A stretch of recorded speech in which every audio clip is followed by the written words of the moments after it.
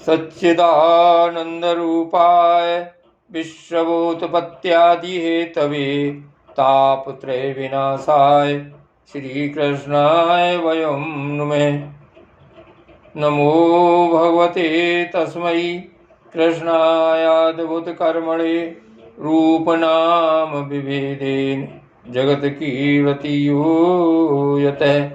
श्री वल्लभ विठ्ठल गिरधारी श्री यमुने जी की बलिहारी गोपी जन वल्लभ गिरधारी श्री महाप्रभु जी की बलिहारी। श्री वल्लभ विठ्ठल गिरधारी श्री यमुने जी की बलिहारी गोपी जन वल्लभ गिरधारी श्री महाप्रभु जी की बलिहारी। श्रीमद् भागवत महापुराण से एकादश स्कंद 11वां अध्याय बद्ध मुक्त और भक्तजनों के लक्षण।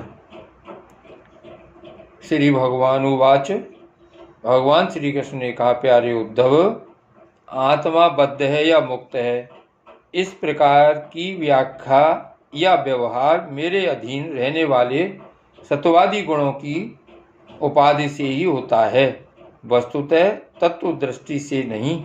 सभी गुण माया मूलक हैं, इंद्रजाल हैं, जादू के खेल के समान हैं। इसलिए न मेरा मोक्ष है न तो मेरा बंधन ही है। जैसे स्वप्न बुद्धि का विवर्त है, उसमें बिना हुए ही भासता है, मिथ्या है, वैसे ही शोक मोह सुख दुख शरीर की उत्पत्ति और मृत्यु यह सब संसार का बखेड़ा माया यानी अविद्या के कारण प्रतीत होने पर भी वास्तविक नहीं है। उद्धव, शरीरधारियों को मुक्ति का अनुभव कराने वाली आत्मविद्या और बंधन का अनुभव कराने वाली अविद्या, ये दोनों ही मेरी अनादि शक्तियां हैं। मेरी माया से ही इनकी रचना हुई है, इनका कोई वास्तविक अस्तित्व नहीं है। भाई, तुम तो स्वयं बड़े बुद्धिमान हो, विचार करो।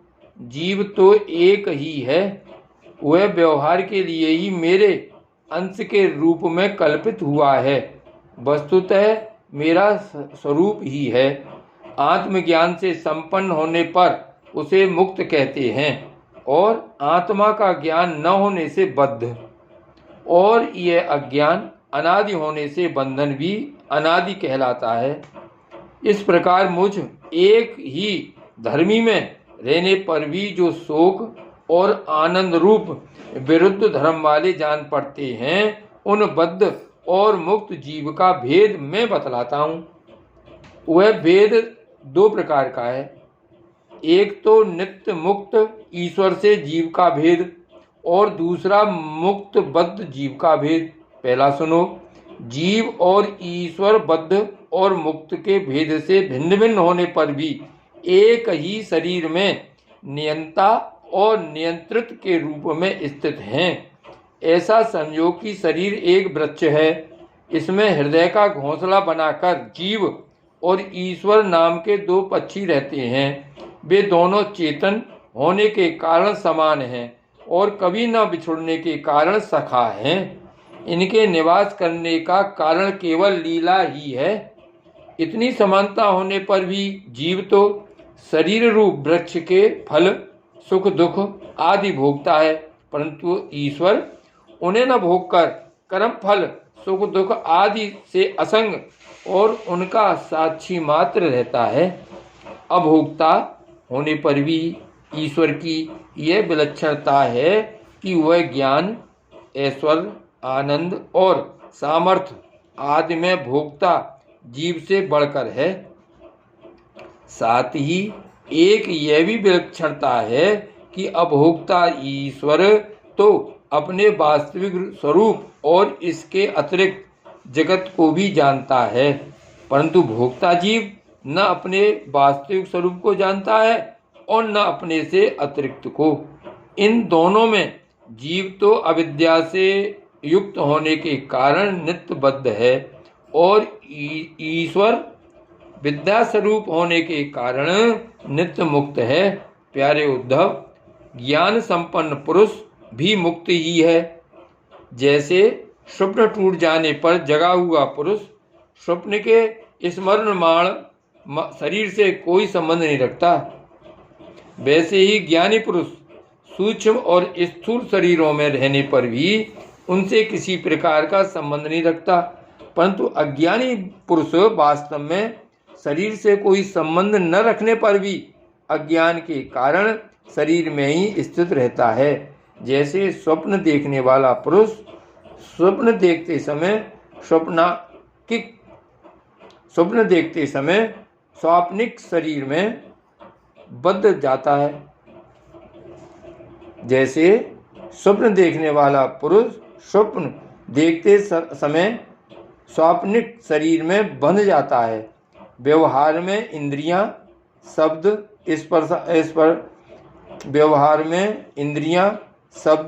स्पर्श आदि विषयों को ग्रहण करती हैं, क्योंकि यह तो नियम ही है कि गुण ही गुण को ग्रहण करते हैं, आत्मा नहीं। इसलिए जिसने अपने निर्विकार आत्म स्वरूप को समझ लिया है, वह उन विषयों के ग्रहण त्याग में किसी प्रकार का अभिमान नहीं करता। यह शरीर प्रारब्ध के अधीन है। इससे शारीरिक और मानसिक जितने भी कर्म होते हैं सब गुणों की प्रेरणा से ही होते हैं। अज्ञानी पुरुष झूठ मूठ अपने को उन ग्रहण त्याग आदि कर्मों का कर्ता मान बैठता है और इसी अभिमान के कारण वह बंध जाता है। प्यारे उद्धव, पूर्वोक्त पद्धति से ये विचार करके विवेकी पुरुष समस्त विषयों से विरक्त रहता है और सोने, बैठने, घूमने, फिरने, नहाने, देखने, छूने, सूंघने, खाने और सुनने आदि क्रियाओं में अपने को कर्ता नहीं मानता, बल्कि गुणों को ही कर्ता मानता है। गुण ही सभी कर्मों के कर्ता भोक्ता हैं। ऐसा जानकर विद्वान पुरुष कर्म वासना और फलों से नहीं बंधते। वे प्रकृति में रहकर भी वैसे ही असंग रहते हैं जैसे स्पर्श आदि से आकाश, जल की आर्द्रता आदि से सूर्य और गंध आदि से वायु। उनकी विमल बुद्धि की तलवार असंग भावना की शान से और भी तीखी हो जाती है और वे उससे अपने सारे संशय संदेहों को काट कूट कर फेंक देते हैं। जैसे कोई स्वप्न से जाग उठा हो, उसी प्रकार वे इस भेद बुद्धि के भ्रम से मुक्त हो जाते हैं। जिनके प्राण, इंद्रिय, मन और बुद्धि की समस्त चेष्टाएं बिना संकल्प के होती हैं, वे देह में स्थित रहकर भी उसके गुणों से मुक्त हैं। उन तत्वज्ञ मुक्त पुरुषों के शरीर को चाहे हिंसक लोग पीड़ा पहुंचाएं और चाहे कभी कोई दैव योग से पूजा करने लगे, वे न तो किसी के सताने से दुखी होते हैं और न पूजा करने से सुखी। जो समदर्शी महात्मा गुण और दोष की भेद दृष्टि से ऊपर उठ गए हैं, वे न तो अच्छे काम करने वाले की स्तुति करते हैं और न बुरे काम करने वाले की निंदा।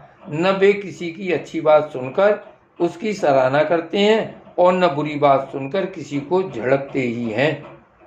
जीवन मुक्त पुरुष न तो कुछ भला या बुरा काम करते हैं, न कुछ भला या बुरा कहते हैं और न सोचते ही हैं। वे व्यवहार में अपनी समान वृत्ति रखकर आत्मानंद में ही मग्न रहते हैं और जड़ के समान मानो कोई मूर्ख हो, इस प्रकार विचरण करते रहते हैं।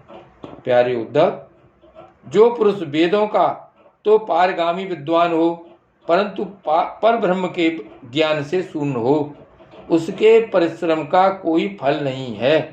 वह तो वैसा ही है जैसे बिना दूध की गाय का पालने वाला। दूध न देने वाली गाय, व्यभिचारिणी स्त्री, पराधीन शरीर, दुष्ट पुत्र, सत्पात्र के प्राप्त होने पर भी दान न किया हुआ धन और मेरे गुणों से रहित वाणी व्यर्थ है। इन वस्तुओं की रखवाली करने वाला दुख पर दुख ही भोगता रहता है। इसलिए उद्धव, जिस वाणी में जगत की उत्पत्ति, स्थिति और प्रलय रूप मेरी लोक पावन लीला का वर्णन न हो और लीला अवतारों में भी मेरे लोकप्रिय राम कृष्णादि अवतारों का जिसमें यशोगान न हो वह वाणी बंध्या है। बुद्धिमान पुरुष को चाहिए कि ऐसी वाणी का उच्चारण एवं श्रवण न करे। प्रिय उद्धव, जैसा कि ऊपर वर्णन किया गया है, आत्म जिज्ञासा और विचार के द्वारा आत्मा में जो अनेकता का भ्रम है उसे दूर कर दे और मुझ सर्वव्यापी परमात्मा में अपना निर्मल मन लगा दे तथा संसार के व्यवहारों से उपराम हो जाए। यदि तुम अपना मन परब्रह्म में स्थिर न कर सको तो सारे कर्म निरपेक्ष होकर मेरे लिए ही करो। मेरी कथाएं समस्त लोगों को पवित्र करने वाली एवं कल्याण स्वरूपिणी हैं। श्रद्धा के साथ उन्हें सुनना चाहिए। बार बार मेरे अवतार और लीलाओं का गान, स्मरण और अभिनय करना चाहिए। मेरे आश्रित रहकर मेरे ही लिए धर्म, काम और अर्थ का सेवन करना चाहिए। प्रिय उद्धव, जो ऐसा करता है उसे मुझ अविनाशी पुरुष के प्रति अनन्य प्रेममयी भक्ति प्राप्त हो जाती है। भक्ति की प्राप्ति सत्संग से होती है। जिसे भक्ति प्राप्त हो जाती है वह मेरी उपासना करता है, मेरे सानिध्य का अनुभव करता है। इस प्रकार जब उसका अंतःकरण शुद्ध हो जाता है तब वह संतों के उपदेशों के अनुसार उनके द्वारा बताए हुए मेरे परम पद को, वास्तविक स्वरूप को सहज ही में प्राप्त हो जाता है।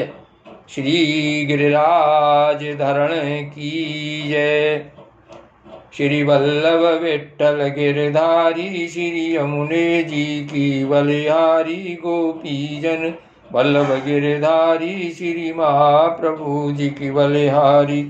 श्री वल्लभ विठ्ठल गिरधारी, श्री महाप्रभु जी की बलिहारी, गोपीजन वल्लभ गिरधारी, श्री महाप्रभु जी की बलिहारी।